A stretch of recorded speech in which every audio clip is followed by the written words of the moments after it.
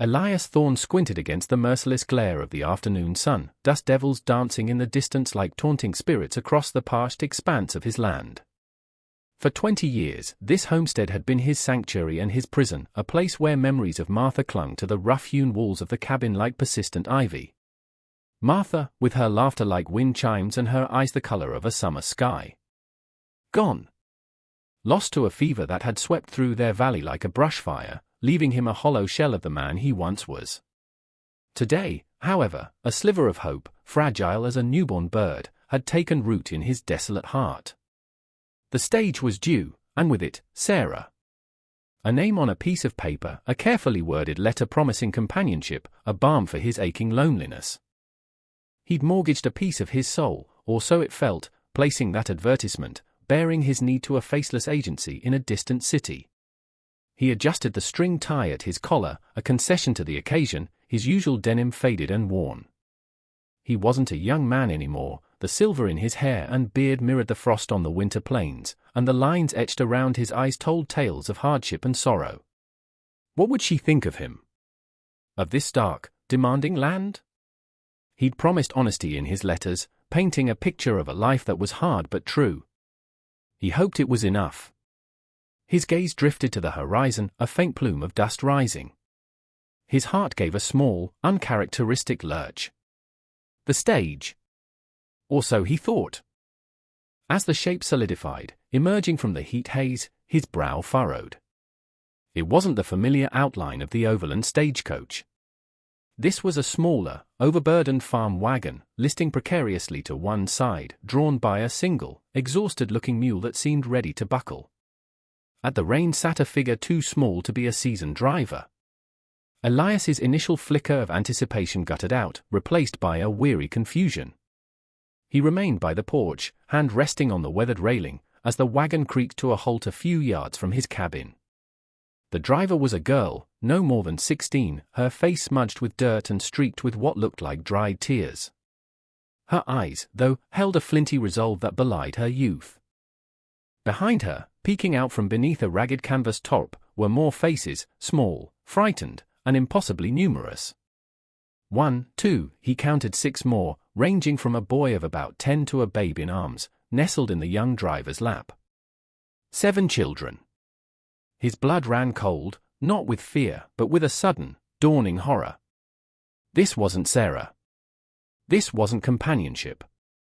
This was a disaster.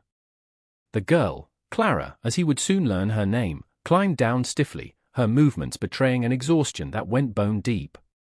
She clutched the infant protectively. "Mr. Elias Thorne," she asked, her voice hoarse but steady. He merely nodded, words failing him. The disappointment was a bitter pill, but the sight of those children, their eyes wide with a mixture of terror and a desperate, clinging hope, stirred something else within him, something he thought had died with Martha. A profound, unsettling ache. We were sent," Clara said, her gaze unwavering. "Ma said, she said you were waiting? Yes, he'd been waiting. But not for this. Not for a wagonload of abandoned souls, their futures as barren as the land around them. What in God's name was he supposed to do? His carefully constructed solitude, his fragile hope for a new beginning, shattered into a million pieces, scattered like chaff in the unforgiving wind. Elias Thorne stood rooted to the spot, the silence stretching taut between him and the dust-caked children in the dilapidated wagon. The infant in Clara's arms let out a fretful whimper, a small, desolate sound that seemed to echo the emptiness in his own chest. Waiting. He'd been waiting for a partner, a quiet woman to share the silence, not this sudden, overwhelming deluge of need.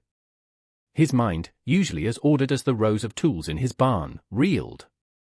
He was a solitary man, his routines as fixed as the North Star. Children were a foreign country, one he hadn't visited since Martha. The memory, sharp and painful, lanced through him. He cleared his throat, the sound harsh in the still air. Sent by who, he managed, his voice gruffer than he intended. Clara's gaze flickered for a moment, a hint of fear or uncertainty, before hardening again. "Our Ma. She passed a week back." Fever, her words were stark, devoid of self-pity, yet they carried the weight of an unbearable loss. Elias felt a familiar pang. Grief was an old acquaintance. She left a letter, Clara continued, fumbling in a worn satchel at her feet. She produced a crumpled, sealed envelope, addressed in a spidery hand to the Mr. Elias Thorne, Redemption Creek, a Redemption Creek. The name of this desolate stretch was more an irony than a promise. He took the letter, his fingers stiff. He didn't open it. Not yet. The reality of the situation was slowly seeping through his shock. 7 children. The eldest, Clara, looked capable enough, but the others, they were so small, so vulnerable. Their clothes were threadbare, their faces gaunt beneath the grime. One little girl, no older than 5, with wide, haunted eyes, clutched a faceless corn-husk doll.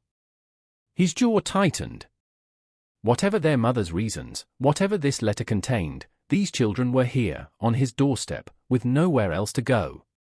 His first instinct, born of years of self-preservation, was to send them on. To the town, Harmony, a good day's ride away. There was a church, perhaps an orphanage, people better equipped for this. He wasn't a caregiver, not anymore. The thought felt like a betrayal, even as it formed. He looked at the mule, its ribs showing, its head hanging low. It wouldn't make it to Harmony without rest and proper feed, not pulling this load. And the children? They looked as though a stiff breeze might scatter them. Get them down, he said, the word surprising even himself. There's water in the trough.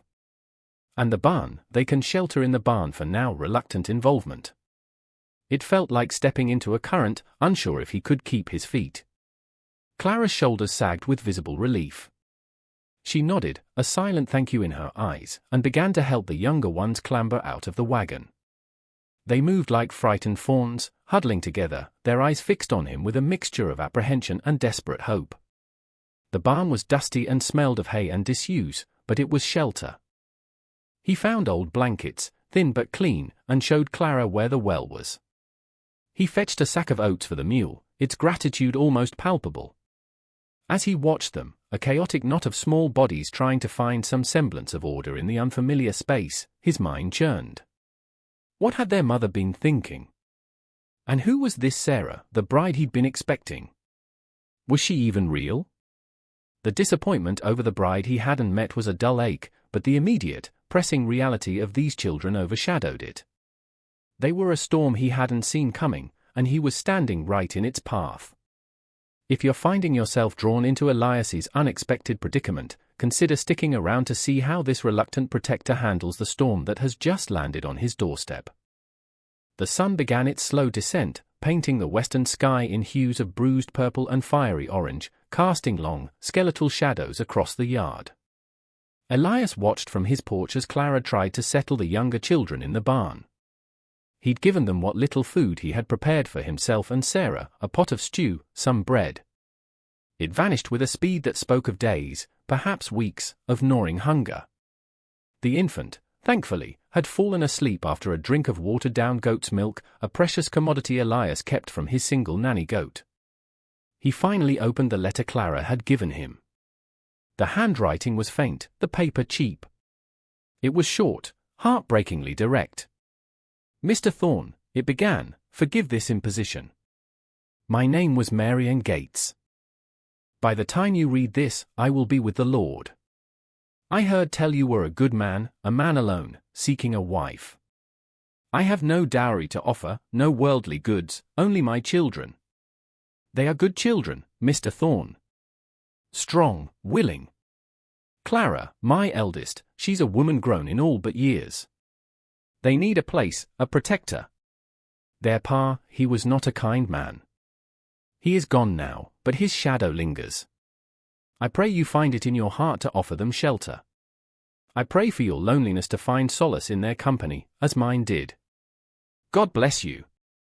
Elias read it twice, then a third time, his heart a heavy stone in his chest. No mention of Sarah. No explanation for the bride he'd been corresponding with. Had Marian Gates somehow intercepted his letters? Or was this Sarah a phantom, a cruel trick of fate? The phrase "his shadow lingers" sent a chill down his spine despite the warm evening air. What kind of shadow? The children were too subdued, too watchful. Their fear wasn't just of the unknown, it was a deeper, more ingrained terror. Later, as darkness enveloped the homestead, a lone coyote howled in the distance, a mournful sound that usually underscored Elias's solitude. Tonight, it felt different, a reminder of the dangers lurking just beyond the flickering lamplight. He found himself checking the locks on his cabin door, something he rarely did. He couldn't shake the unease Mary Ann's letter had planted. The next morning, he tried to talk to Clara. She was wary, her answers clipped. About their father, she would only say, "He's gone." And good riddance about how they came to be on the road. Ma said to keep moving west, towards the sunset, towards you. It was vague, evasive. But her eyes held a story she wasn't ready to tell.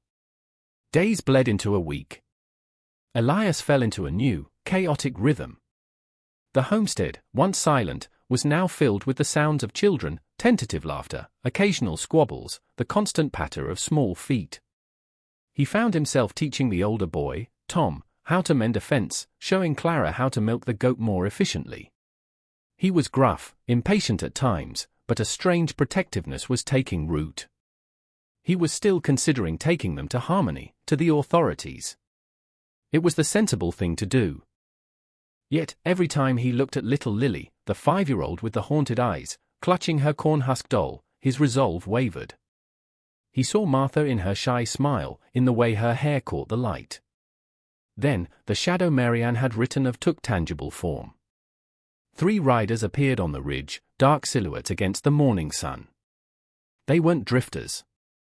They rode with a purpose, their horses strong, their attire too well kept for simple cowhands. Elias's stomach dropped.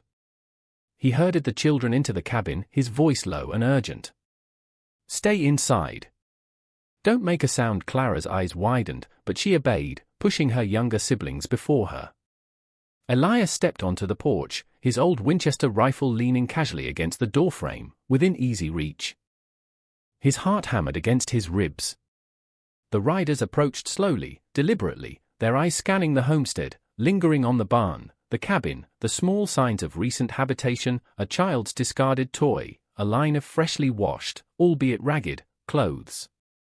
Elias stood his ground on the porch, his expression unreadable, his hand never straying far from the Winchester. The man in the lead was tall and broad-shouldered, with a cruel set to his mouth and eyes as cold and grey as a winter sky. A scar, white and jagged, cut across his left cheek, giving him a perpetually sneering look. Elias recognized the type, the bully, used to getting his way through intimidation and force. This must be Jedediah Blackwood, the shadow from Mary Ann's letter. "Morning," Blackwood called out, his voice deceptively mild, though it carried an undercurrent of menace that grated on Elias's nerves. He reined in his horse a respectful distance from the porch, his 2 companions flanking him. "Looking for someone, or just lost?" Elias replied, his tone level, betraying none of the tension coiling in his gut. Blackwood's lips twisted into a smile that didn't reach his eyes. "Not lost, friend. Looking for property." Runaway property. His gaze flickered towards the cabin door, behind which Elias could sense the children holding their breath. A woman, Mary Ann Gates, and her litter. Heard she might have come this way. Litter. The word was a whip crack, igniting a spark of cold anger in Elias. He kept his face impassive. "No woman by that name here," he stated flatly. "Just me." The Blackwood chuckled, a dry, humorless sound. "Is that so? Funny, we tracked her wagon right to this valley. And you look like a man who might offer shelter to strays." His eyes narrowed. "Perhaps you haven't seen them. 7 of them. Eldest is a girl, Clara." Moody type. Elias's jaw clenched. He thought of Clara's fierce protectiveness, her quiet courage. "Like I said, just me here. You're welcome to water your horses at the trough, then I suggest you be on your way. This is private land." The air grew thick with unspoken threats. Blackwood's companions shifted in their saddles, their hands instinctively moving closer to their holstered guns. Elias didn't flinch. He'd faced down worse men than this in his time, though it felt like a lifetime ago. "Private land, eh? Blackwood mused, his gaze sweeping over the modest cabin, the patched fences, the general air of hard-won subsistence. Doesn't look like much to defend. But I'll take you at your word, for now. He paused, letting the implication hang heavy. But if those brats do turn up, you send word to me at the Broken Spur Saloon in Harmony. There's a reward. The reward. As if they were livestock. The insult settled deep in Elias's craw. I'll keep that in mind, Elias said, his voice like flint. Blackwood held his gaze for another long moment, then, with a curt nod to his men, he wheeled his horse around.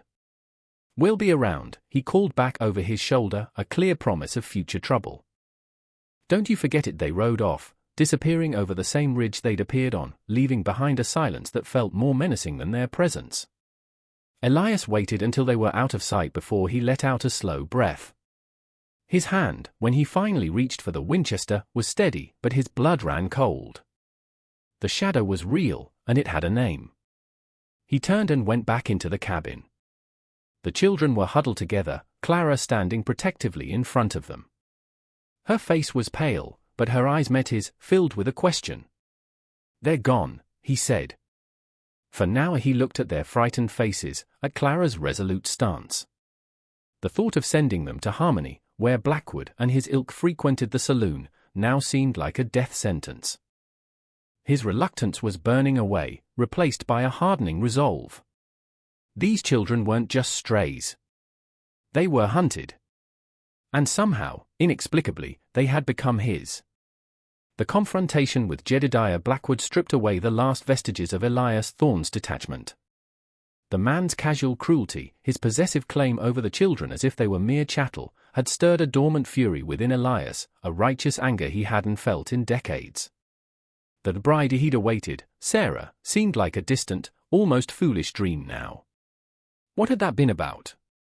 Had Mary Ann Gates somehow known of his advertisement and used it as a desperate beacon? Or was there something more complex, more sinister, at play? He found Clara alone by the creek later that day, skipping stones across the water's surface with a troubled expression. The younger children were napping in the barn, exhausted by the morning's fear. Clara, he began, his voice gentler than usual. That man, Blackwood. Was he your pa? She shook her head, not looking at him. No. Our pa, he died a long time ago. Ma married Mr. Blackwood a few years back. Hoped he'd be a help. He wasn't. Her voice was flat, devoid of emotion, which somehow made her words heavier. He wanted Ma's land. Our land. After she got sick, he got meaner. Said we were a burden. Elias sat on a rock beside her. The pieces were starting to fall into place, forming a grim picture. Your ma's letter, he said carefully. She said you were sent to me. That I was waiting. Was she talking about the advertisement?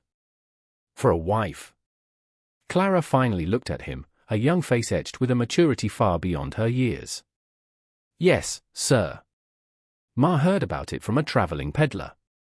She said a man looking for a wife might have a good heart, might understand loneliness. She didn't know who Sarah was, or if she was real. It was a desperate hope. She wrote that letter to you, Mr. Thorne, hoping you'd take us in before he could send us off to some workhouse, or worse, a workhouse. Or worse. The implication hung in the air. Elias felt a knot tighten in his chest. So, Sarah was likely a phantom, or at least, her arrival was never meant to coincide with his advertisement in the way he'd imagined. Mary Ann Gates had played a desperate hand, and fate had dealt it to him. But there's more, isn't there? Elias pressed gently, sensing the unspoken fear that still clung to Clara. Why is Blackwood so determined to find you? It can't just be because he thinks you're a burden. Clara hesitated, her gaze dropping back to the water. She picked up a smooth, grey stone, turning it over and over in her fingers. Ma found something, she whispered, her voice barely audible above the murmur of the creek. Something of Blackwood's. Papers. He didn't know she had them. She said they proved he cheated folks out of their land, that he wasn't what he seemed. She hid them. She told me where, just before. Her voice broke, and she swiped angrily at a tear. She told me to keep them safe, to give them to someone who could make things right. She said Blackwood would kill to get them back. Elias's blood ran cold. This was it. The midpoint twist. The children weren't just fleeing a cruel stepfather, they were carrying evidence, a weapon that could destroy a dangerous man. And Blackwood knew they, or at least Clara, might have it. Their lives were in far greater peril than he had initially understood. He was no longer just sheltering orphans, he was protecting key witnesses, holders of a truth that could get them all killed. The homestead, his isolated sanctuary, suddenly felt like a very vulnerable target. "Where are these papers, Clara?" he asked, his voice low and urgent. She looked up, her eyes filled with a mixture of fear and a dawning trust. "Ma sewed them into the lining of Lily's old corn-husk doll," she said. "The one she never lets go of, Lily's doll. A child's toy, now a repository of dangerous secrets." The stakes had just skyrocketed. Blackwood wouldn't stop. He wouldn't rest until he had those papers, and silenced anyone who knew about them. Elias looked at the vast, indifferent landscape surrounding them. There was nowhere to run where Blackwood couldn't reach. His decision was made, solidifying like iron in his soul. He wouldn't run. He would stand. Here. For these children. For Mary Ann's desperate hope. Perhaps, even, for Martha's memory. The revelation about the papers hidden within Lily's doll transformed the atmosphere at the homestead. The weight of their secret pressed down on Elias and Clara, a silent understanding passing between them. The other children remained largely oblivious, their innocence a fragile shield Elias was now fiercely determined to protect. He knew Blackwood would return. Men like him were relentless when their power or ill-gotten gains were threatened. The reward he'd offered was a lie, he wanted the children, or rather, what Clara possessed, and he wanted them silenced. Elias's mind, accustomed to the slow rhythms of solitude, now raced with tactical thoughts. His homestead, once a symbol of his isolation, had to become a fortress. He began to work with a grim determination he hadn't felt in years. He checked the integrity of the cabin walls, reinforcing weak spots. He cleaned and oiled his Winchester, his old Colt revolver, and a shotgun he hadn't used since Martha was alive. Ammunition was precious, but he had enough for a fight. He took Clara aside, away from the younger ones. "You need to learn to shoot," he said, his tone serious. Her eyes widened, but there was no hesitation, only a grim nod. He started her with the .22 rifle, a lighter weapon, teaching her to aim, to control her breathing, to squeeze the trigger, not pull it. She was a quick study, her small hands surprisingly steady, her youthful resilience hardening into a steely resolve. He saw a fire in her that reminded him of Martha's quiet strength. In the evenings, after the younger children were asleep in the barn, now their makeshift dormitory, Elias would sit with Clara on the porch, the vast, starry sky arching above them. He found himself talking, truly talking, for the first time in what felt like an eternity. He told her about Martha, about the life they had planned, the children they had hoped for. He spoke of his grief, the emptiness that had consumed him for so long. Sharing his pain somehow lessened its sting, and in Clara's attentive silence, he found a surprising solace. She, in turn, spoke more of her mother, of her quiet bravery, and the suffocating fear under Blackwood's rule. These conversations forged a bond between them, an unspoken alliance against the darkness that threatened to engulf them. The children, sensing the shift in Elias, began to emerge from their shells. Tom, the 10-year-old, started to follow Elias around, mimicking his movements, asking endless questions about the ranch, about fixing things. Little Lily, still clutching her precious doll, even offered Elias a shy smile one morning, a small gesture that warmed a corner of his heart he thought had frozen solid. One evening, as he was mending a strap for Tom, 6-year-old Sam, a quiet, observant boy, looked up at him with wide, serious eyes. "Are you our pa now?" he asked, the question so innocent, so direct, it caught Elias off guard. He looked at the hopeful faces of the children gathered around him, their earlier fear replaced by a tentative trust. His throat tightened. I reckon I'm looking after you, he managed, the words inadequate but heartfelt. A sense of purpose, sharp and clear, was crystallizing within him. He hadn't asked for this, hadn't wanted it. But these 7 children, with their haunted pasts and uncertain futures, had become his responsibility. His reason.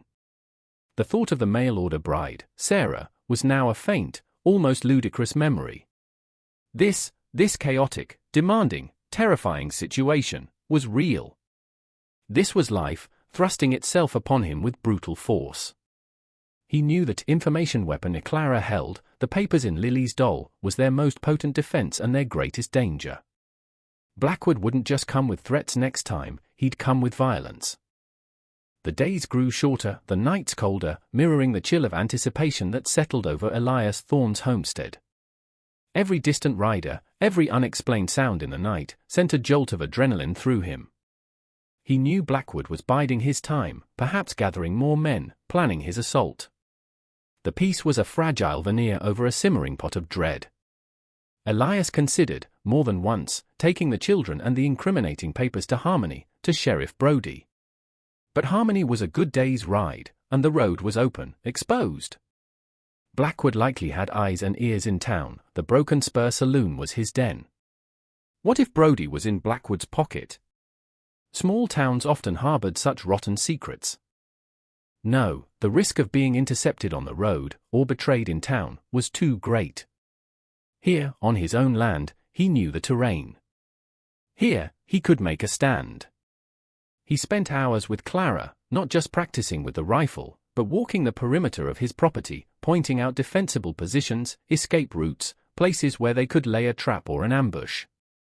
He taught her to read sign, to listen to the language of the wilderness, the sudden silence of birds, the nervous flick of a deer's ear, things that could warn of an approaching threat. The children, even the youngest, seemed to understand the unspoken gravity. Their play was quieter, their eyes more watchful. They helped in small ways, gathering firewood, keeping the water buckets full, alerting Elias or Clara to anything unusual. They were a small, determined tribe, bound by shared fear and a growing affection for the gruff man who had taken them in. One evening, as a pale moon hung in the inky sky, Elias sat at his rough-hewn table, a lantern casting flickering shadows on the walls. He was writing. His hand, more accustomed to the grip of a rein or a tool, moved slowly, forming careful letters on a sheet of precious paper. It was a letter to Circuit Judge Alastair Finch, a man known for his unyielding honesty, who passed through the territory twice a year. Elias detailed everything, Mary Ann Gates's story, the children's plight, Blackwood's threats, and the existence of the papers. He sealed it and gave it to Clara. "If anything happens to me," he said, his voice low, "you get this to Judge Finch. Find a way. Tom knows the trail to Miller's Crossing, the judge sometimes stops there. This is your mother's justice, Clara." And yours. Her eyes, luminous in the lamplight, welled with tears, but she nodded, taking the letter with solemn understanding. "Nothing will happen to you, Mr. Thorne," she whispered, a fierce loyalty in her voice. He almost smiled. He looked at the sleeping forms of the younger children, curled up in their makeshift beds in the corner of the cabin. He'd moved them from the barn as the nights grew colder and the threat loomed larger. A profound wave of protectiveness, so strong it was almost painful, washed over him. He thought of Martha, of the quiet life they'd shared, the dreams they'd had. He had been adrift for so long, a ship without a rudder. Now, these children, this impending conflict, had given him a direction, a purpose. He was no longer just Elias Thorne, the lonely widower. He was their shield. He owed it to them, to Mary Ann's memory, and to the man he once was, the man Martha had loved. The calm was deceptive, he knew. It was the deep breath before the plunge. And as he stepped outside, into the cold night air, the Winchester feeling like an extension of his own arm, he scanned the dark horizon, waiting. His heart was steady. He was ready. For any viewer who feels the rising tension and Elias's quiet determination, this is a turning point. His decision to stand and fight marks a profound shift. What follows will test him, and this newfound family, to their limits. The attack came not at dusk, nor at dawn, but But in the dead of night, under the sliver of a waning moon, when the world was cloaked in deepest shadow and silence, Elias had been dozing fitfully in his chair by the window, the Winchester across his lap, every nerve ending raw and alert. A faint sound, the snap of a twig too deliberate to be an animal, jerked him fully awake. His heart hammered against his ribs. He peered through the grimy glass, his eyes straining against the darkness. Shapes, darker than the surrounding gloom, were moving stealthily towards the cabin from the direction of the dense cottonwoods lining the creek. Not one or two. More like 5 or 6. Blackwood hadn't come alone. "Clara," he hissed, his voice a low growl. "They're here." She was instantly awake, her eyes wide but resolute in the faint light filtering from the dying embers in the hearth. She grabbed the .22 rifle, her movements practiced and sure. The younger children, sensing the sudden, terrible tension, began to stir. "Shush," Clara whispered, ushering them to the safest corner of the cabin, behind a sturdy overturned table. "Stay down, and be quiet," no matter what. Elias moved to the door, unbarring it silently. He'd planned for this. They wouldn't wait to be besieged like rats in a trap. The first shot shattered the night stillness, not from Blackwood's men, but from Elias. He'd seen a shadow detach itself from the others, moving towards the barn, perhaps to set it ablaze, to flush them out. His bullet struck wood, splintering it inches from the man's head. A startled curse, then return fire, a muzzle flash briefly illuminating a harsh, bearded face. The siege had begun. "Clara, the west window!" Elias barked, taking position by the doorframe, using the thick logs as cover. "Tom, keep an eye on the back, shout if you see anything." The 10-year-old, pale but determined, nodded, clutching a heavy iron poker. Gunfire erupted from multiple directions, bullets thudding into the cabin walls, sending splinters flying. The air filled with the acrid smell of gunpowder. Elias returned fire sparingly, aiming carefully, making each shot count. He knew they were outnumbered, outgunned. Their only advantage was their defensive position and Blackwood's underestimation of their resolve. A bullet whizzed past his ear, so close he felt its heat. He ducked back, his jaw clenched. This was no longer a battle of wills, it was a battle for survival. Clara fired from her window, a small, sharp crack from the .22. A cry of pain from outside. "Got one, Mr. Thorne," she yelled, a tremor of fear and triumph in her voice. "Good girl," he grunted, reloading. But they were pressing closer. He could hear their guttural shouts, Blackwood's voice, harsh and commanding, urging them on. "Burn them out. I want those brats, and I want what they're carrying." A flaming torch arced through the air, landing on the porch roof. Dry shingles caught quickly. Smoke began to curl, acrid and choking. Panic flickered in the eyes of the younger children. "Water buckets!" Elias yelled. Tom and one of the older girls, Mary, scrambled to douse the flames, their small figures silhouetted against the growing blaze. Elias knew they couldn't hold out in the cabin if it caught fire properly. He had to break the siege, create a diversion. It was a desperate gamble. His blood ran cold at the thought of the risk, but there was no other choice. The fire on the porch roof licked higher, casting dancing, demonic shadows inside the cabin. Smoke was beginning to fill the small space, making eyes water and throats burn. The younger children were coughing, their earlier bravery giving way to terrified whimpers. Elias knew time was running out.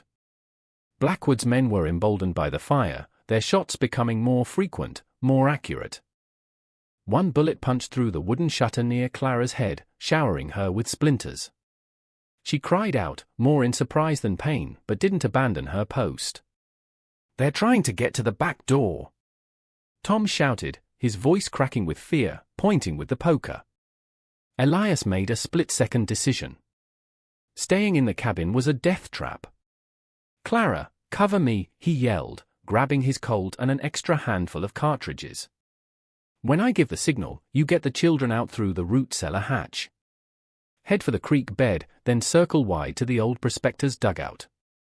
You know the place. Don't stop for anything." Her eyes were wide with terror. But Mr. Thorne, what about you? I'll draw their fire. Create a diversion. Now go. He didn't wait for an answer. Taking a deep breath, he kicked open the front door and charged out onto the burning porch, firing his revolver rapidly towards the figures advancing from the cottonwoods. "Come and get me, Blackwood, you coward," he roared, his voice raw with fury and desperation. The suddenness of his appearance, a figure wreathed in smoke and flame, momentarily stunned the attackers. Their shots went wide. Elias used those precious seconds to leap off the porch, rolling as he hit the ground, and scrambled for the cover of the woodpile. Bullets chewed the dirt around him. This was it. The direct confrontation. He could see Blackwood now, standing slightly apart from his men, a rifle in his hands, his scarred face contorted with rage. "Thorne! You stubborn old fool! Just give me the girl and the papers, and I might let the others live." "They're not for sale, Blackwood!" Elias yelled back, firing towards the sound of his voice. He heard a yelp of pain. One less. From the corner of his eye, he saw movement at the side of the cabin. Clara, bless her brave heart, was ushering the children towards the concealed root cellar hatch. Good. Now he just had to keep Blackwood and his remaining men occupied. The fight became a brutal, close-quarters exchange. Elias used every bit of cover, every shadow, his knowledge of his land his greatest ally. He was outnumbered, and the years weighed heavily on him, but a father's fury fueled his actions. He saw one of Blackwood's men creeping towards the side of the cabin where the children were escaping. With a guttural cry, Elias broke cover, charging the man, tackling him to the ground. They wrestled savagely in the dirt, the man's fetid breath hot on Elias's face. Elias brought the butt of his empty revolver down hard on the man's temple. He slumped, unconscious. But the effort had cost him. Another of Blackwood's thugs was on him, a knife glinting in the firelight. Elias felt a searing pain in his left arm as the blade sliced through his sleeve and into flesh.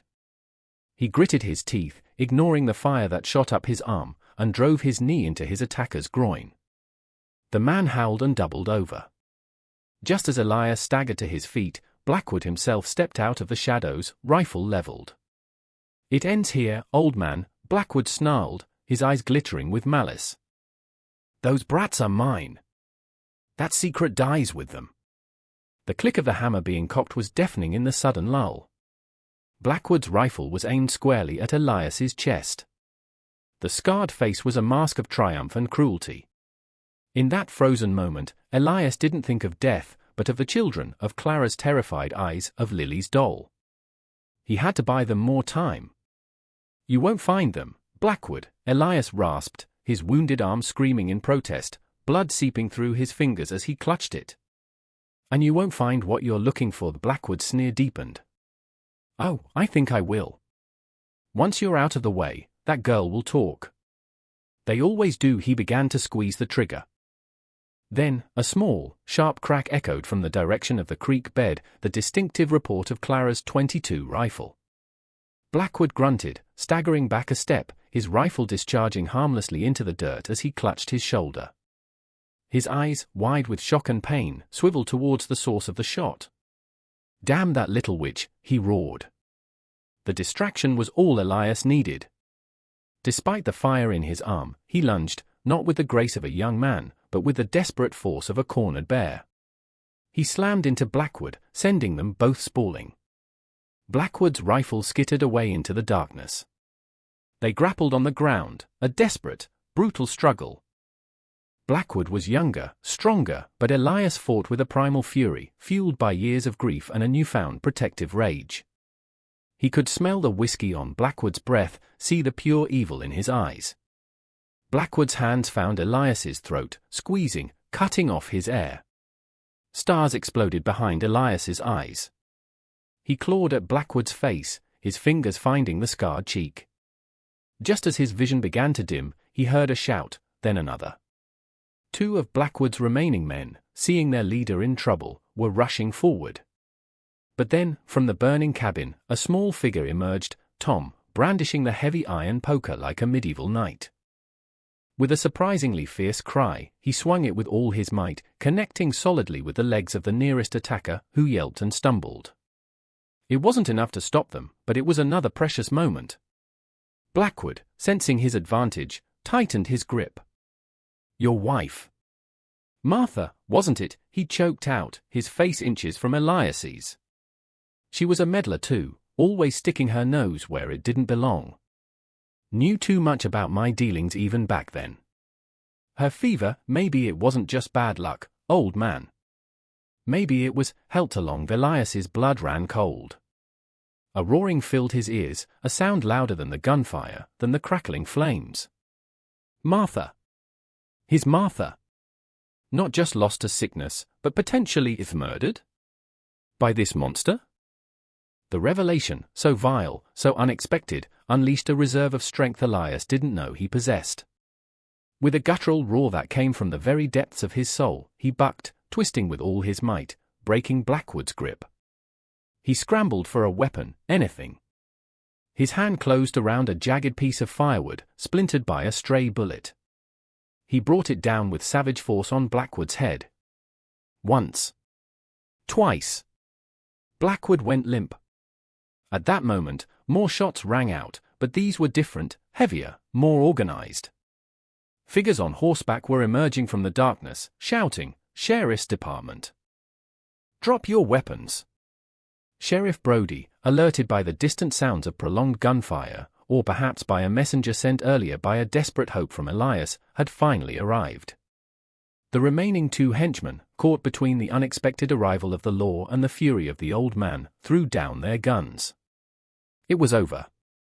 Elias sagged, his strength deserting him, the pain in his arm and the horror of Blackwood's words washing over him in a sickening wave. Clara rushed to his side, her face pale but her eyes shining with relief and concern. "Mr. Thorne! Are you all right?" He looked at her, then at Tom, who stood frozen, poker still in hand, and then towards the creek where he knew the other children were hidden. Safe. They were safe. The final, terrible reveal about Martha echoed in his mind, a fresh wound atop old scars. It wasn't just justice for Marian he'd fought for tonight. It was for Martha too. The aftermath of the siege was a chaotic tableau of flickering firelight, shouted commands, and the low moans of the wounded. Sheriff Brody, a portly man with a weary face, surveyed the scene with a grim expression, his deputies rounding up Blackwood's remaining men. Blackwood himself lay unconscious, being trussed up like a hog. Elias sat heavily on a log, Clara tending to his bleeding arm with surprising competence, using strips torn from her own petticoat. The pain was a dull throb now, overshadowed by a profound exhaustion and the chilling weight of Blackwood's final, venomous words about Martha. Had his wife's death truly been orchestrated by this vile man? The thought was a new layer of torment, yet it also brought a strange, terrible clarity. His fight hadn't just been for these children, it had unknowingly been a reckoning decades in the making. Lily, clutching her corn-husk doll tightly, emerged from the shadows of the creek bed, followed by the other trembling children. Seeing Elias, she ran to him, burying her face in his good side, her small body shaking. He awkwardly patted her back, a lump forming in his throat. The papers in her doll, the information weapon, were handed over to Sheriff Brody by a solemn Clara. Coupled with Elias's testimony and the evidence of the attack, Brody assured them Blackwood's reign of terror was over. Heard rumors about Blackwood for years, Brody admitted, shaking his head. Never had enough to make it stick. Seems Marian Gates was a braver woman than any of us knew. As dawn painted the sky with soft greys and pinks, the full extent of the damage to Elias's homestead became clear. The porch was a charred ruin, sections of the cabin wall were peppered with bullet holes, and the yard was littered with the debris of conflict. Yet, amidst the destruction, something new was taking root. The children, though subdued, were no longer looking at him with fear, but with a dawning, profound trust, and something akin to love. Later that day, after the sheriff and his men had departed with their prisoners, a quiet settled over the homestead. It wasn't the empty silence of loneliness Elias was used to, but a peace born of shared survival, of a battle fought and won. He looked at the 7 young faces gathered around him. They were dirty, tired, and still bore the marks of their ordeal, but they were here. They were safe. He was no longer Elias Thorne, the lonely widower waiting for a bride named Sarah who never was. The advertisement, Mary Ann's desperate letter, Blackwood's evil, it had all conspired to bring them here, to him. And in doing so, had brought him back to life. He hadn't found a wife, but he had found a family, forged in fire and fear. "Well," he said, his voice still raspy, looking at the mess around them. "Reckon we've got some rebuilding to do." Clara smiled, a genuine, tired smile. "Yes, sir. We do." Tom, already trying to emulate Elias, picked up a fallen piece of timber. The younger ones, sensing the shift, began to chatter, their resilience a testament to the enduring spirit of childhood. Elias watched them, a warmth spreading through his chest that had nothing to do with the rising sun. The ghosts of his past, of Martha, still lingered, but they were no longer specters of pure pain. Now, there was a sense of justice, of closure. He had protected the innocent, avenged the wronged. He had found redemption not in a Creek's name, but in the eyes of 7 children. He hadn't been waiting for a bride, not really. He'd been waiting for a reason to live again. And now, he had 7. His jaw, once perpetually clenched in grief, softened. A small, almost imperceptible smile touched his lips. It was a new beginning, stark and demanding, but filled with an unexpected, precious hope. The lonely widower was lonely no more.